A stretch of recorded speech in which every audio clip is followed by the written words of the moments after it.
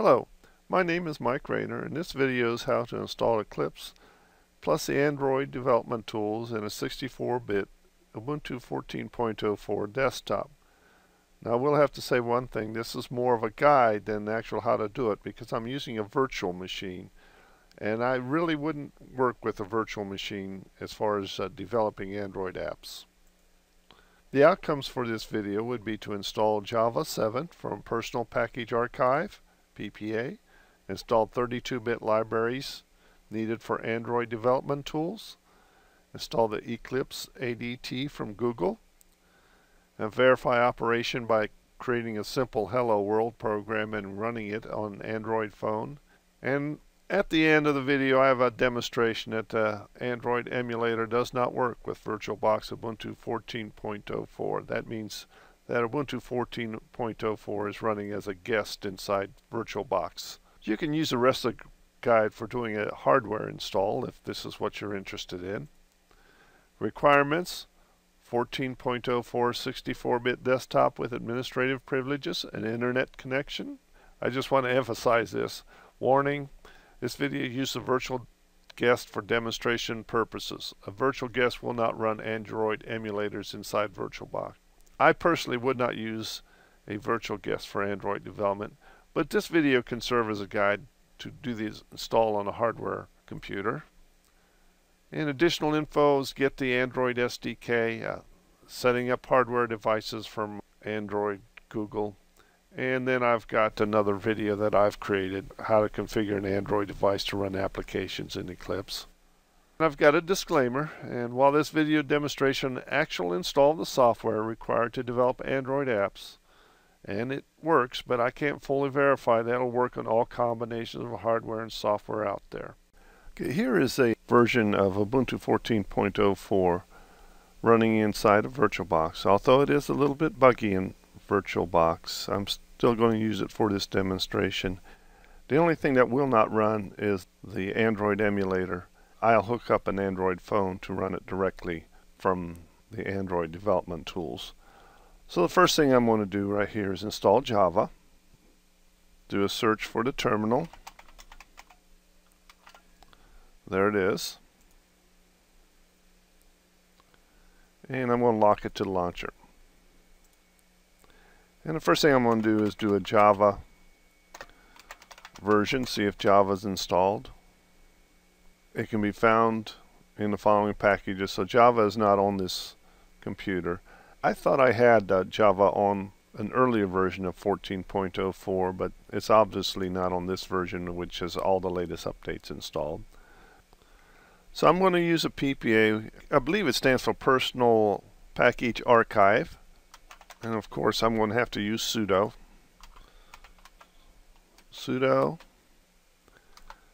add apt repository PPA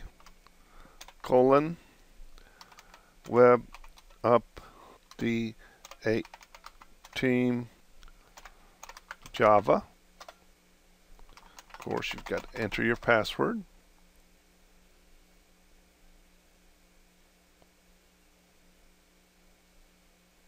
Enter for continue. So once it's added, I've got to do sudo apt-get update.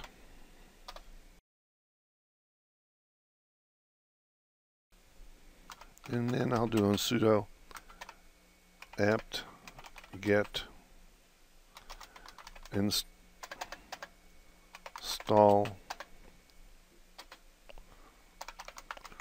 Oracle Java 7 installer.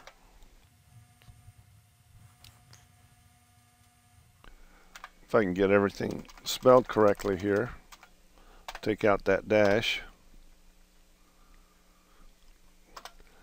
This I found the easiest way to install Java.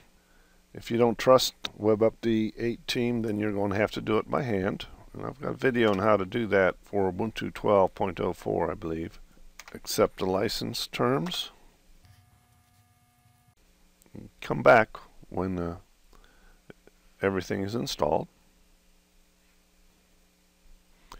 Now, one thing I want to point out here is that it's got the GRE7 browser plugin installed. Let's go and make sure this is the apt-get install default Java, Oracle Java 7 set default. And I believe this is a script that will download and set it as a default. Now if I want to go here to Java version,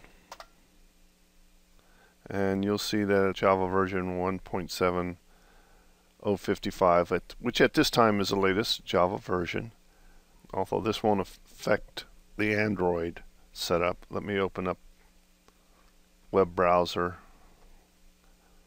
and I'll do an about plugins,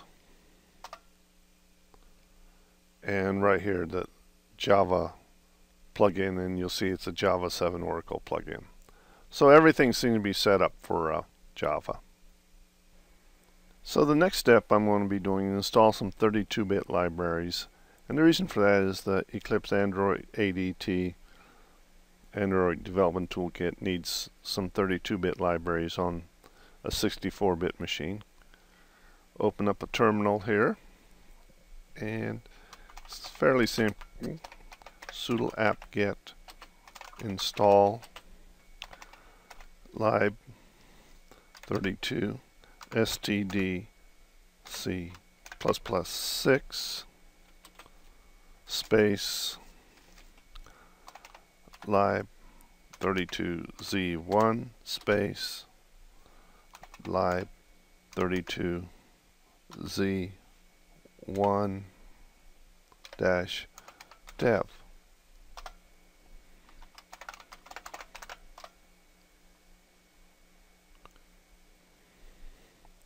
And say yes to this, and that's done. Here I am at the developer.android.com, ready to download Eclipse plus the ADT plugin. Scroll down here, and the one I want is Linux 64-bit because I've got Ubuntu 14.04 64-bit computer set up as a virtual machine, and I'm going to download it. Just click on it, then ask that you read these terms and conditions. Click on it, and then download the ADT bundle. If you want to open, then I'm going to save the file. Click OK. And then it says about 4 minutes remaining, however fast the download speed is. I'll come back when this is fully downloaded. Once Eclipse with the ADT is fully downloaded, it is time to install it.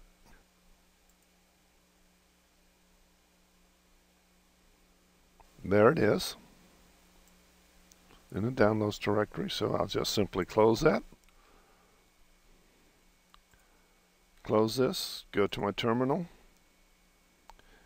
and the first thing I'll do is create a directory to install Eclipse with the ADT. So do not want to use sudo here because Eclipse and the ADT is going to install in your home folder or home directory. By installing it in your home folder or home directory, you eliminate a lot of problems with permissions as far as Eclipse is concerned.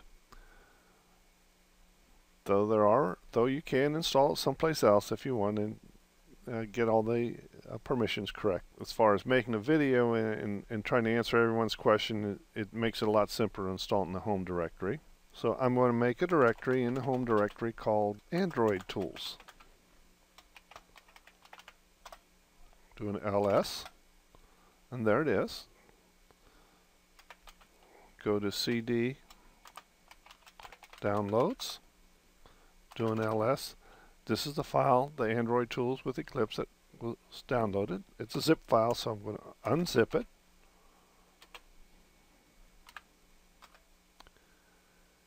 And I'm going to use a -D for change of directory, space, tilde, / Android tools. Once it's installed, back to my home directory, ls, and then cd into Android tools, doing ls, and you'll notice that's the ADT bundle, cd, go to that directory, do an ls, and you'll see it's got the software development kit and the Eclipse. So I'm going to start Eclipse, and by doing that it's Eclipse because that's a directory, and then it's located, the file name is Eclipse, and up comes Android developer tools. Those tools are in Eclipse, and ask for select a workspace. You should make your own workspace. I'm going to use the default simply because that makes the video easier to present. Click OK.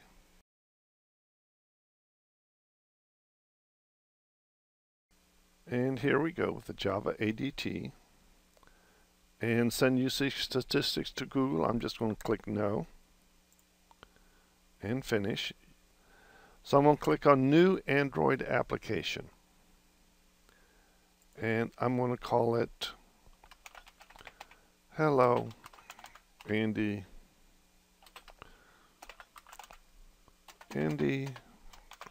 Dandy World. And it fills everything in for me.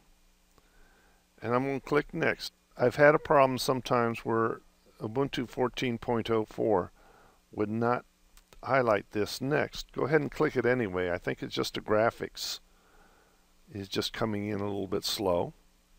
So I'm going to click Next, and I'm going to take off the Create Custom Light Launcher icon because that's just some extra weight. Click Next.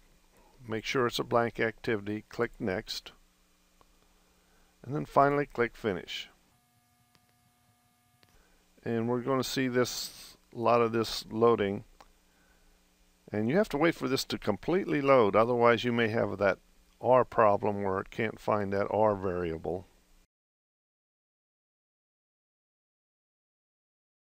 And you see it's got these question marks here.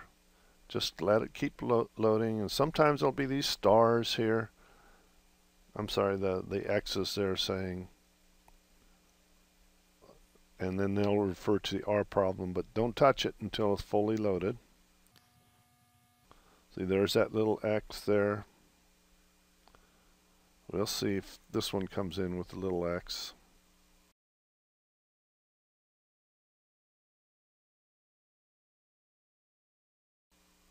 Well, this one, I suspect that if I restart this, that this will go away.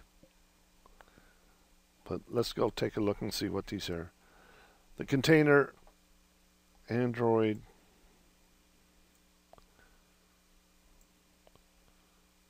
references non-existent library. Project cannot be built until path errors are resolved.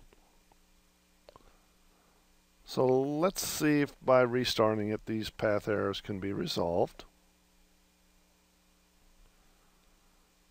So what I'm going to do here is actually go to File and do a restart.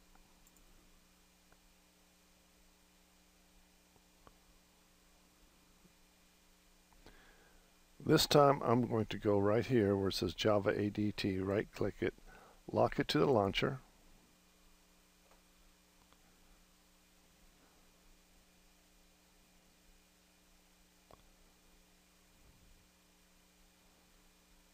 Now let it fully load.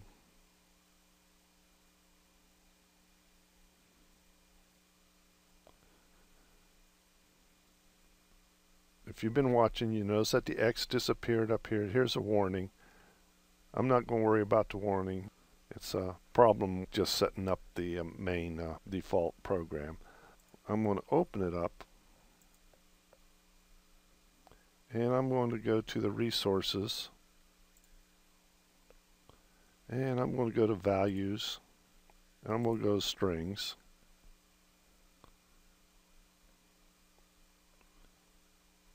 And you know that even though I have 4 GB of memory of RAM and 2 processors running on the virtual machine, that this may not be a good way to do Android development by using a virtual machine.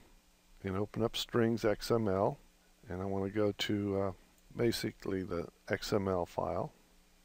And I want to change this right here to hello Andy Dandy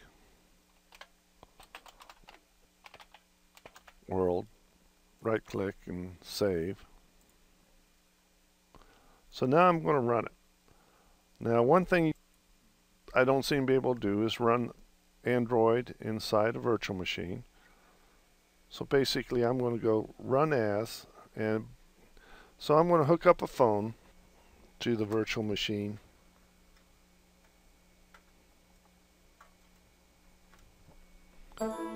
Give that a second to show up. Go to devices here, USB devices, Motorola. Double check devices. It's checked. And here it comes. And I've got a separate video that shows how to hook this up so that Eclipse can see it. And Shotwell here is coming up because it thinks I've got some pictures on my phone.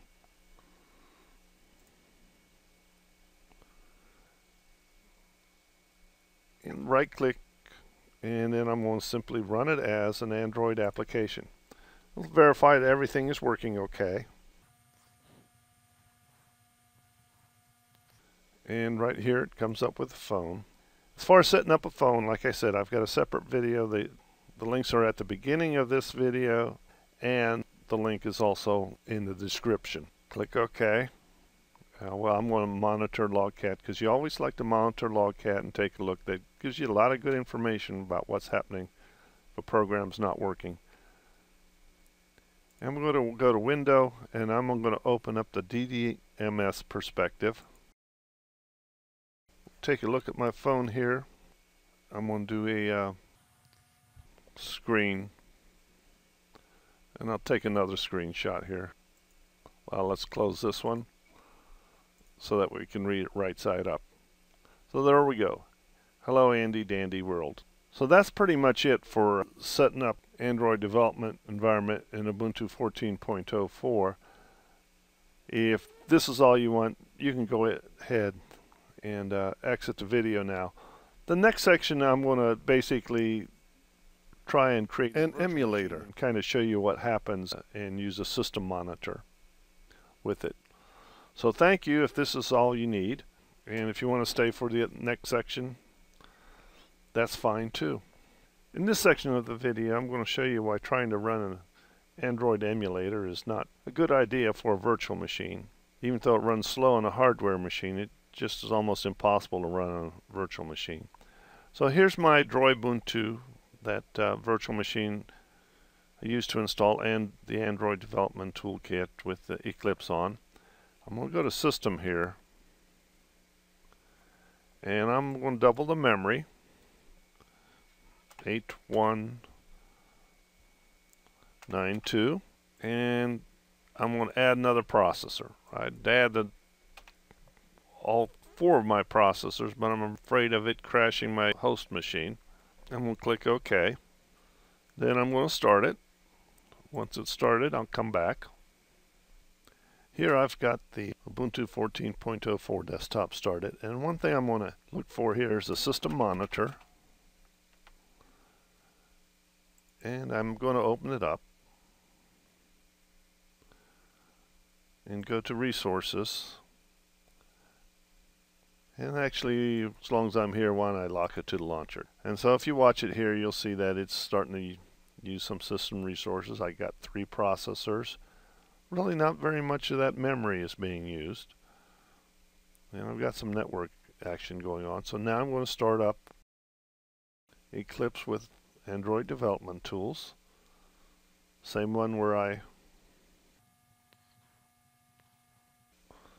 accept the default workspace.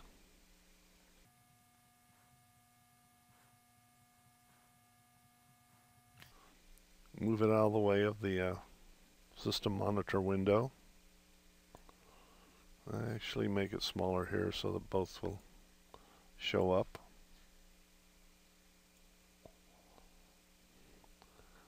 Just wait for it to fully load.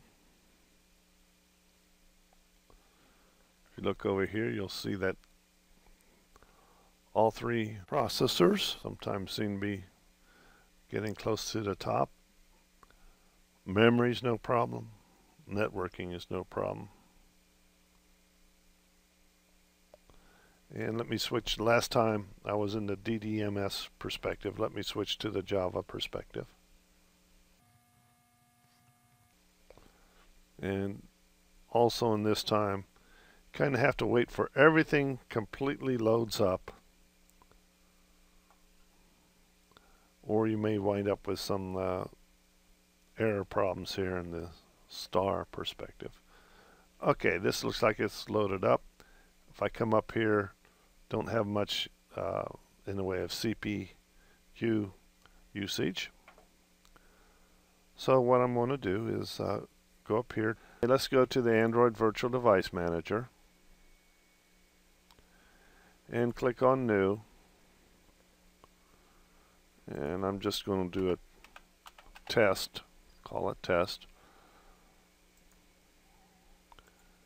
Device Nexus 7, let's just say Nexus 4. Target, skin with dynamic hardware controls. And I don't want to have it using host GPU because the host is actually a virtual machine. So you're going to click OK.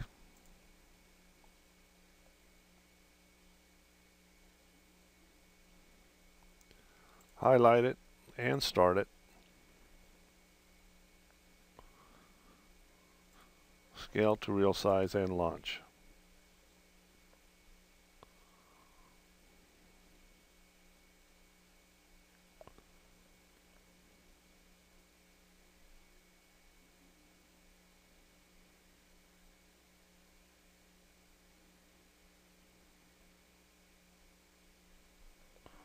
Should be around somewhere. There it is. All the way over here. I'm going to put it down underneath the close this window. So now I'm going to go to Run As and click on Run Configurations.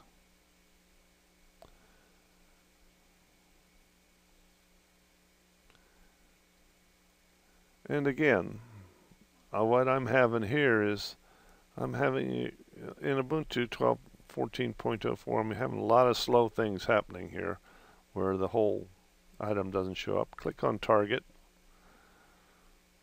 and I'm going to always prompt to pick device. Then click Run. And so that should run, or attempt to run, over here. And I'm going to pick emulator 5554 because that's what it asked me to do.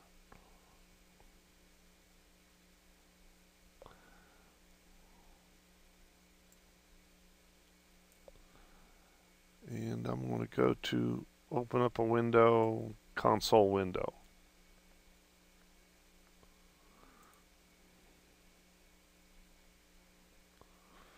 Here's my console window. Actually, it opened by itself. And it says installation error, unknown failure. Please check logcat output for more details. Launch canceled. Actually, I've checked out logcat, and basically that's not going to really tell you. You can take a look at it.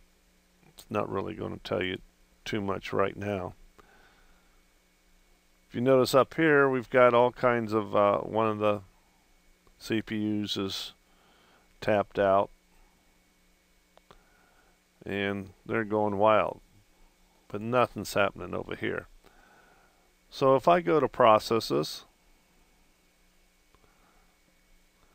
and I go to emulator 64 ARM, it's taken up 35% of my CPU. It may not take up anything. If I end the process, sometimes I'm going to, now this is PID 2557, end the process. Sometimes it shuts off, sometimes it doesn't shut off. But either way,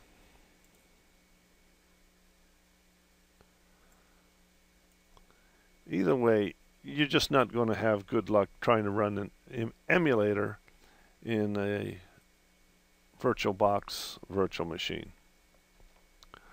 So thank you, and that's pretty much it for this video. At least you can, if you're using virtual machines, you can use a phone